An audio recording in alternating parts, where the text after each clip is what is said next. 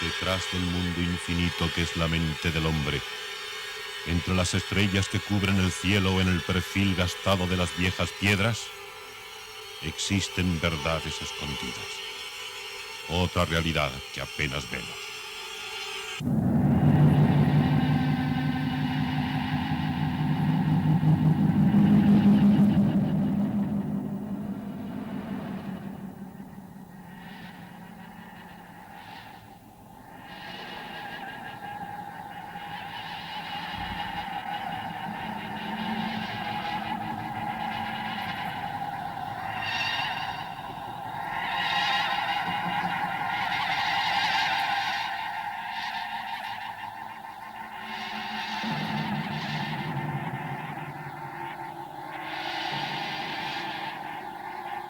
Buenas noches.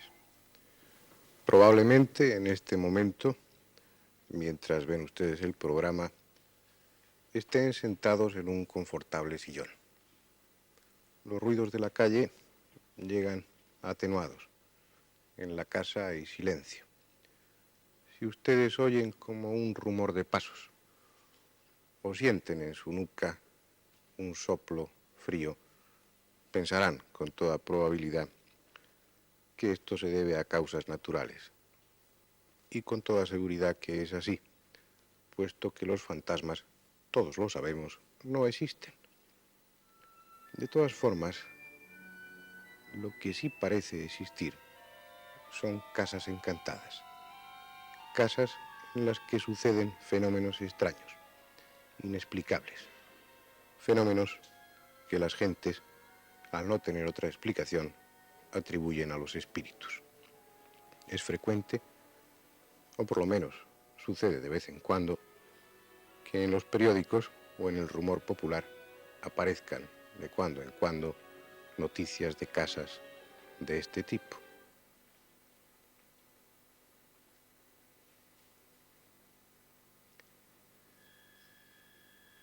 Así comenzaba Pedro de Répide un artículo en La Esfera, hace ya bastantes años, refiriéndose a una de estas casas encantadas.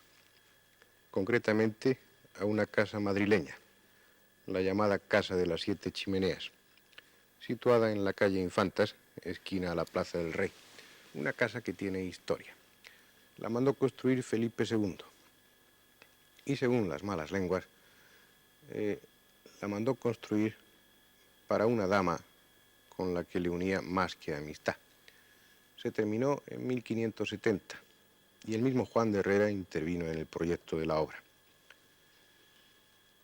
Cuando esa moza tuvo 24 años, Felipe II decidió darle una situación y un nombre y organizó un matrimonio con un capitán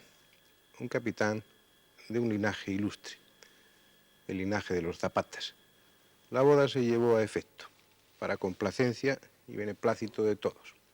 Y la Casa de las Siete Chimeneas fue el escenario de esa felicidad, de un matrimonio que, si bien sus razones eran un poco oscuras en principio, parecía desarrollarse con toda felicidad. Una felicidad que, cierto es, no duró mucho tiempo. El capitán fue mandado a Flandes y en Flandes murió. Al poco tiempo, unos meses después, su mujer, la moza aquella, se encontró muerta en la cama, y muerta de una forma misteriosa. A partir de ese momento, la Casa de las Siete Chimeneas tuvo su fantasma.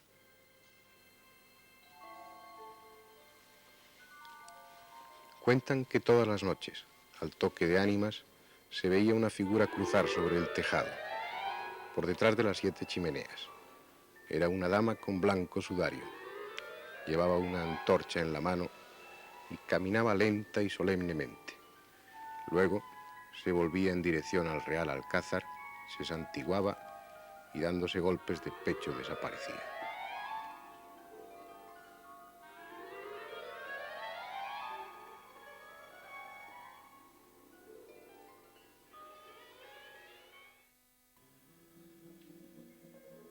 Pasado algún tiempo, los madrileños dejaron de verla. Tal vez obtuvo el perdón de sus pecados, si es que los tenía, y alcanzó al fin el reposo eterno. Ya pasó mucho tiempo. Es difícil, por no decir imposible, reconstruir qué es lo que realmente vieron los madrileños de entonces. Si era una alucinación, si solo fue un rumor o si estaba realmente basado en la aparición de alguna pobre loca que andaba por los tejados. Puede que fuera un fantasma. Ya pasó mucho tiempo para saber qué sucedió en realidad. Pero hay un epílogo, un dato final que contribuye más al misterio de esta historia. A finales del siglo pasado, practicando unas excavaciones en el sótano de la casa, se encontró el esqueleto de una mujer joven, probablemente de una edad aproximada a la que aquella moza tenía, y junto a ella había también bastantes monedas del siglo XVI, es decir, también encajaba en la época. Podría ser el esqueleto, los restos de aquella pobre mujer. Hoy, al cabo de todos esos años, la leyenda se ha perdido, pocos la recuerdan, y esa casa está ocupada actualmente por un banco, lo que demuestra que el progreso, que el avance técnico y social no se detiene por la presencia de uno o más fantasmas. Esta es una de las muchas historias que circulan por una ciudad y que circulan por cualquier ciudad, pero hay ejemplos más recientes, hay ejemplos en los que los protagonistas aún permanecen vivos y las personas de mediana edad recuerdan perfectamente cómo sucedieron los hechos. Por ejemplo, ¿quién no ha oído hablar del duende de Zaragoza? Un extraño duende que no se dejaba ver, pero sí oír, y que tuvo en vela a Zaragoza durante parte del año 34. Esta es la casa. No es ya una vivienda antigua de misteriosos pasadizos, sino una casa moderna, convencional, de renta elevada. Allí vivían abogados, militares, un sacerdote, funcionarios, gente normal y ajena por completo a historias de fantasmas. Es la finca número 2 de la calle Gascón de Gotor, y ahí empezaron a plantearse problemas, unos problemas extraños que empezaron en esta cocina. Alguien habló, alguien no físico, una voz de hombre que parecía venir de ningún sitio, una voz que se quejaba doliente y que se dejó escuchar por primera vez por la criada de la casa, la misma que ustedes ven en la fotografía. Una voz fantasmal que no tenía nada de tenebrosa, que no amenazaba, que no pretendía asustar. Cuando la policía tomaba medidas del tiro de la cocina, buscando una explicación plausible, la voz, esa curiosa voz, ya que no terrorífica voz, les dijo simplemente 15 centímetros.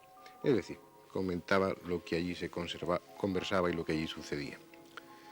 Los vecinos, los constructores de la casa, la policía, todos indagaron buscando la causa de aquellas voces. Tal vez algún altavoz o la presencia de un bromista.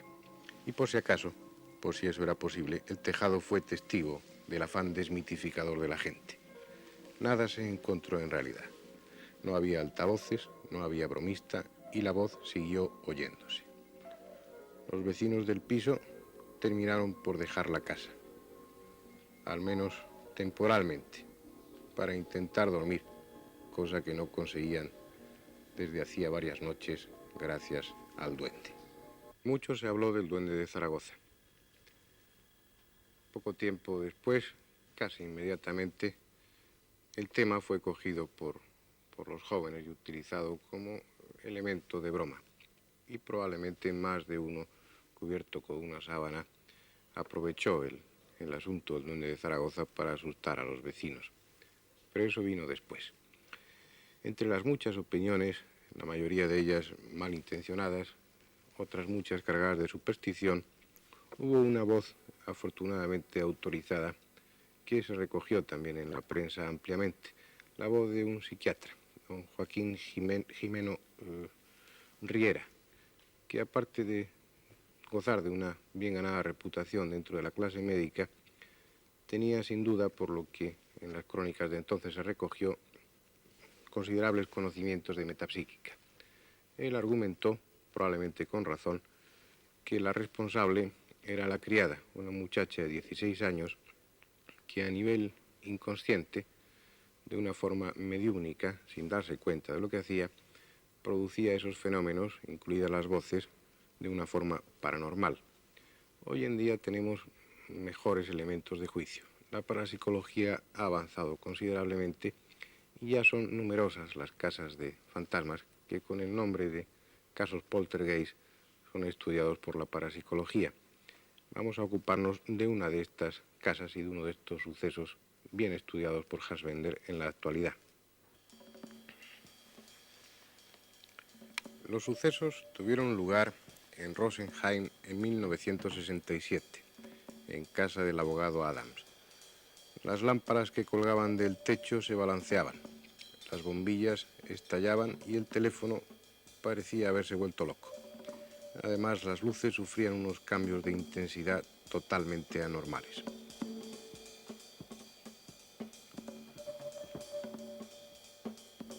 Desde la casa se extendió una línea, se hizo una extensión hasta la central más próxima para tratar de averiguar así las razones técnicas que justificaran aquellos desequilibrios tanto en el teléfono como en el suministro de luz. Se aseguraron las lámparas y las mesas, se verificaron las líneas telefónicas, especialmente porque uno de los fenómenos que más llamaba la atención de los que allí sucedían era que desde ese teléfono se producían un número de llamadas desmesurado. Aproximadamente unas 60 veces por minuto sonaba el teléfono. Repetidamente se marcaba desde allí aparentemente el 01, que es el teléfono que da la señal horaria, y todo ello de una forma incomprensible, absurda y fuera totalmente de la norma. Los aparatos de la central telefónica apenas daban de sí para registrar todo ese enorme número de llamadas. Mediante la compleja instalación que se llevó a cabo, incluso la instalación de una pequeña central telefónica en la casa, se pudo comprobar objetivamente que estos fenómenos sucedían sin que nadie estuviese utilizando el teléfono. El señor Brummer, el jefe del departamento técnico de la compañía de telecomunicaciones, explicó que faltaba una razón técnica y que tampoco los problemas eléctricos se podían explicar de una forma razonable, de una forma física. Se instaló un regulador de corriente conectado con un relé. Se recogieron en un oscilógrafo los momentos de subida de tensión y se pudo demostrar una vez más que todos aquellos fenómenos eran reales, que todos aquellos fenómenos se producían de una forma demostrable, de una forma registrable y clara. No hay ninguna razón física, al parecer, en todas las averiguaciones y a pesar de las complejas instalaciones, no hay ninguna razón física que explicara en aquel momento el porqué de esos sucesos. La parapsicología estudia con frecuencia fenómenos de este tipo, los llamados fenómenos de poltergeist, y se reciben miles de informes. Y a través de ellos se llega a la conclusión de que siempre que ocurren estos fenómenos existe un medium joven, una persona joven cerca del lugar de los hechos o en ese mismo lugar.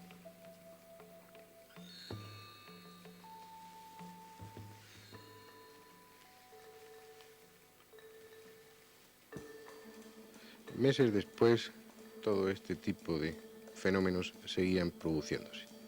Las medidas de seguridad que se habían instalado sirvieron para demostrar después que a lo largo de todo el tiempo los fenómenos habían seguido produciéndose.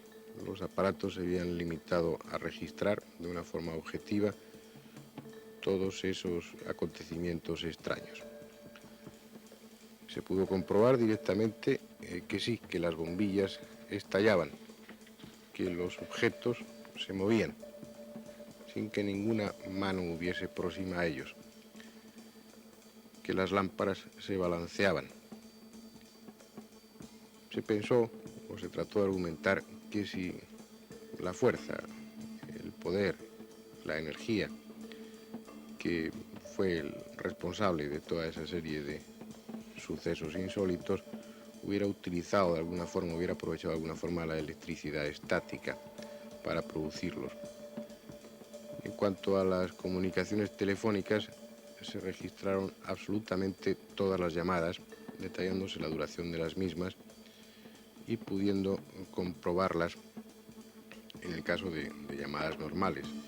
Luego existían una serie de llamadas, un enorme número de llamadas hechas desde ninguna parte y hechas también desde ese teléfono a ningún sitio.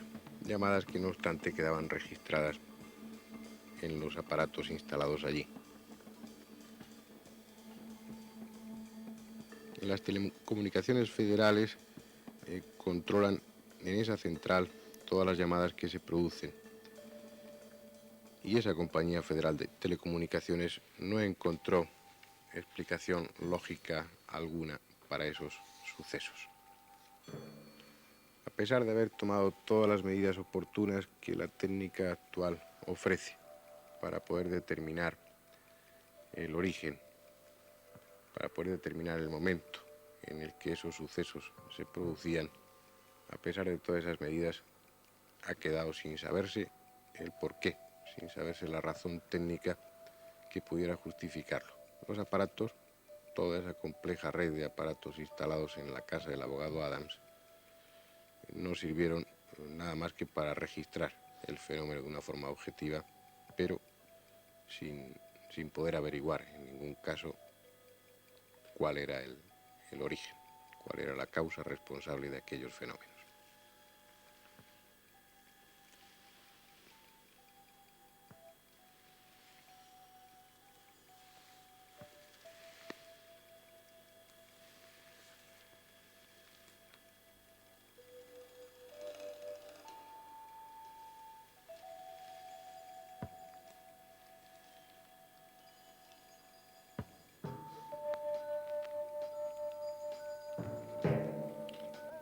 Bien, este es uno de los casos, de los bastantes casos que en este momento, o que en estos últimos años tiene la parapsicología en estudio. Este caso de poltergeist que se ha hecho célebre, el caso Rosenheim, fue estudiado por el profesor Hans Bender de la Universidad de Friburgo y fue estudiado, como ustedes han visto, exhaustivamente, poniendo a la disposición del investigador todos los elementos técnicos de los que se puede gozar en este momento. Sin embargo, pese a todo, los resultados desde el punto de vista físico, desde el punto de vista de la técnica actual, fueron totalmente injustificables. No había razón alguna para que las lámparas se moviesen, para que las mesas se moviesen, para que las bombillas estallaran, para que la energía eléctrica sufriera unas enormes oscilaciones de intensidad y mucho menos para que ese teléfono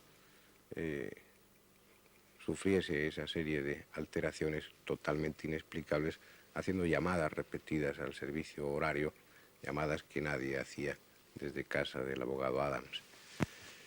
La explicación, en este caso, y para la parapsicología, es más empírica que otra cosa. Lo que sí se ha podido comprobar a lo largo de todos los informes analizados, de todos los informes recibidos, que han sido bastantes, es que en estos casos de poltergeist suele haber, en la casa donde suceden los fenómenos, una persona joven, generalmente una muchacha, en la edad de la pubertad, en una edad en la que las tensiones psíquicas son importantes, son claras, muchas de ellas de un fuerte contenido sexual, y hay un desequilibrio, hay un estado de angustia que, como se ha comprobado en otras ocasiones, puede actuar como gatillo, puede favorecer la aparición de una serie de fenómenos paranormales, los fenómenos llamados psicapa o fenómenos de telequinesis.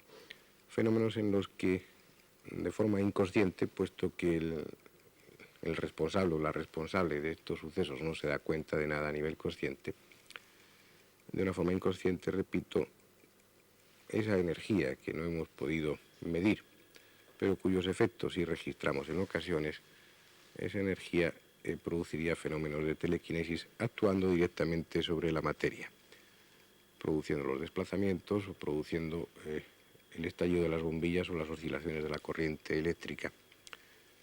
Esto que en muy pocas ocasiones podemos evidenciar en el laboratorio, a no ser que sea por parte de personas de medium, de personas con capacidad paranormal muy grande, como Nina Kulayina o como algunos otros, salvo en esas contadas ocasiones en que se puede registrar e incluso filmar, como hemos puesto en el programa en alguna otra ocasión, parece que además de esos casos existen bastantes más en los que, no ya de una forma consciente, como en el caso de Nina Kulayina, sino de una forma inconsciente, esa persona con capacidad paranormal, esa medium,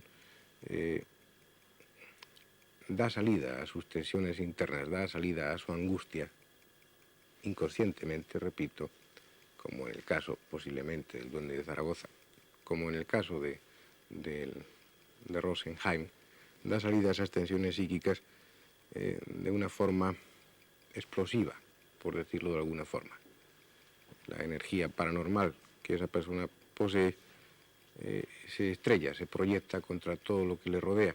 Y se ha comprobado que en algunos casos, junto a esas tensiones psíquicas propias de la edad, también hay una situación de disconformidad con el ambiente. Una criada joven que no se encuentra totalmente a gusto en la casa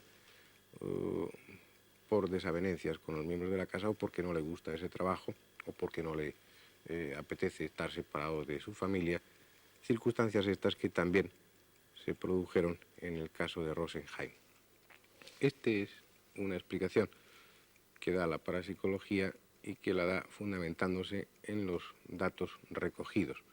Pero mientras esa energía a la que aludimos tantas veces, mientras la causa responsable de esos fenómenos de telequinesis, de esos fenómenos psicapa, no pueda evidenciarse, no pueda registrarse y medirse, igual que se mide la energía eléctrica o la energía magnética, permaneceremos en un terreno bastante confuso, en un terreno poco sólido.